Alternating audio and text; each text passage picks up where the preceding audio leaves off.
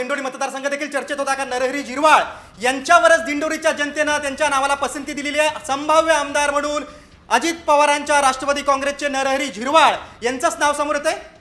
शरद पवारांच्या राष्ट्रवादी काँग्रेसच्या सुनीता चारोस्कर यांच्यावर मात करत नरहरी झिरवाळ हे विजय झाल्याचं दिसतंय। संभाव्य आमदार म्हणून त्यांचं नाव समोर येतंय। खरं तर यांचे पुत्र गोकुळ झिरवाळ हे देखील निवडणुकीसाठी इच्छुक होते, मात्र नरहरी झिरवाळ हे रिंगणात उतरले आणि आता संभाव्य आमदार म्हणून त्यांच्याच नावावर दिंडोरीच्या जनतेनं, हा सगळा आदिवासी मतदारसंघ आहे, दिंडोरीच्या जनतेनं त्यांच्याच नावावर मोहर उमटवलेली आहे असं दिसतंय। एकूणच नरहरी झिरवाळ या ठिकाणी विजयी का होऊ शकतायत, ते संभाव्य आमदार असण्याची नेमकी कारणं काय आहेत, आपण जाणून घेऊयात आमचे प्रतिनिधी अभिजित सोनवणे यांच्याकडून।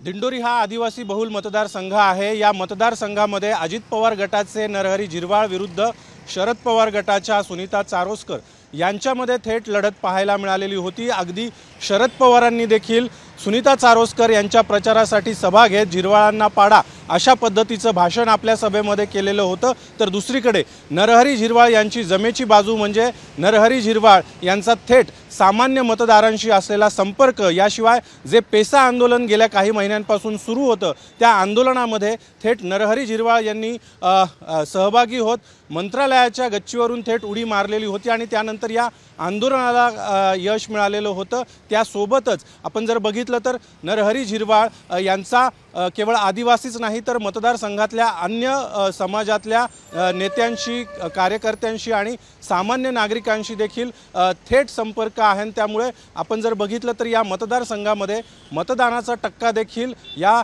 यावेळी वाढलेला पाहायला मिळाला। विशेष म्हणजे लाडकी बहीणचा इफेक्ट नाशिक जिल्ह्यातल्या सर्वच मतदारसंघांमध्ये पाहायला मिळतोय, कारण सर्वच मतदारसंघामध्ये महिलांच्या मतांची टक्केवारी वाढलेली आहे आणि या वाढलेल्या मतांचा फायदा जो आहे तो महायुतीला आणि पर्यायाने नरहरी झिरवाळ यांना होईल अशा पद्धतीचा अंदाज व्यक्त केला जातोय आणि त्यामुळे दिंडोरीमध्ये नरहरी झिरवाळ पुन्हा एकदा आमदार होतील अशा पद्धतीची शक्यता व्यक्त केली जाते आहे।